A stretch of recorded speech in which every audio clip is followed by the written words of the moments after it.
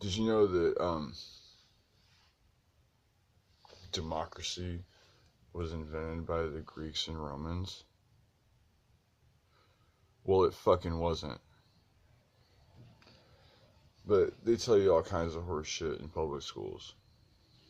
Did you know, like, back in the 50s, that the United States was #1 in education, and that now they're number 23rd in education?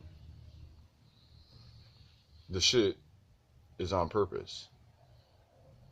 How could you trust some motherfuckers that would go out of their way to dumb you down into being a slave,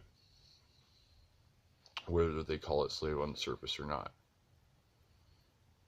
See,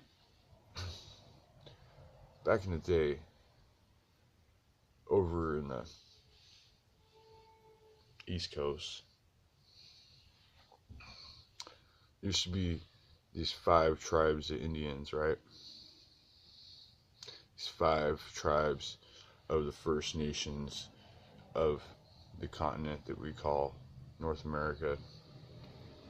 And they were having a hard time getting along with each other, man. Just warring with each other. A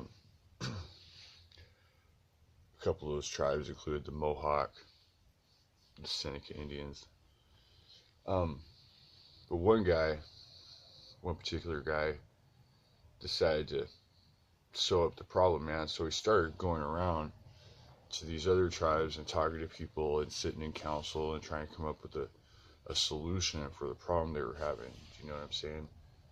And so they came up with a form of government that today is called democracy, real democracy in its purest form, not that shit that they tried to pull in Athens with the mob rule thing. You know what I mean? Their kind of democracy was different. It was a thing where you have a vote about every single issue, and no wonder it didn't really work out. I mean, there's a lot of reasons why it didn't work out, but that's neither here nor there. The point is that the kind of democracy that we initially exercised here in the United States was not based on Roman and Greek republicanism or democracy, however you want to slice it. It was really based on this group of Indians that I can't pronounce their language right, but the name of their group means the people of the Longhouse. These 5 tribes that came together on a democratic level that was of their own. It was fruition of their own accord. You know, it was something that they came up with without anyone else's input. You know, it was just you know, in their area, the area that we now call the Iroquois Confederacy. That was how they managed to get along. You know, before the white folks came and started ruining shit for everyone. However, when the 13 colonies of the United States started trying to do their thing where they separated from England, they were having a hard time figuring out how to run shit because nobody, you know, every single colony wanted to rule themselves, and it was a type of thing that as soon as the England lost control, that it would have just turned into a big civil war. So in 1765, Benjamin Franklin invites these guys from what we now call the Iroquois Confederacy, the people of the Longhouse, to a convention in Albany, New York, where basically these Indians taught the white folks how to exercise proper democracy.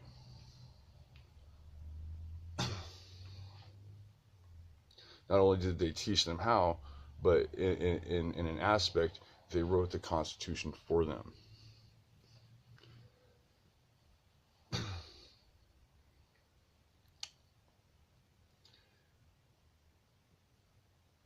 In 1987, there was a senator that brought this issue to the attention of both the Senate and the House of Representatives. in D.C., you know, and they ended up putting it into the congressional record that the Iroquois Confederacy basically was the source of the Constitution of the United States.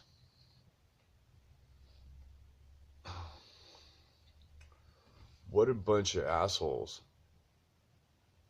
to take your women and take your form of government and then smash you off the earth.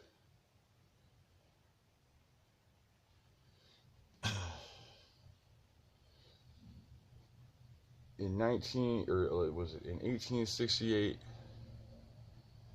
they declared, there was a treaty signed with the Lakota Sioux people. And the reason that they had to sign a treaty with the Lakota Sioux people is because they got their fucking ass kicked by the Lakota and the Sioux people. And, which isn't something that you hear every fucking day.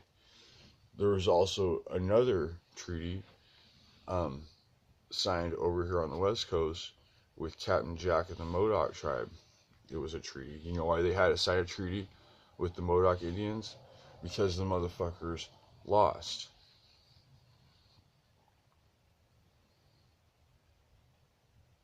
When they did that, when they were doing those things, the same year that they signed the treaty with the Sioux was the same year that they declared Samoa Peninsula and Humboldt Bay a prisoner of war camp. And that's the same way they did all of the reservations. Do you know what I'm saying? And the reason I point out the reservation thing is because it ties in to the education thing, to the type of education they try to implement as far as taking kids to boarding schools. And it was kind of a preamble to them wanting to dumb everybody down to the level that they already thought they had the Native American on. You know what I'm saying?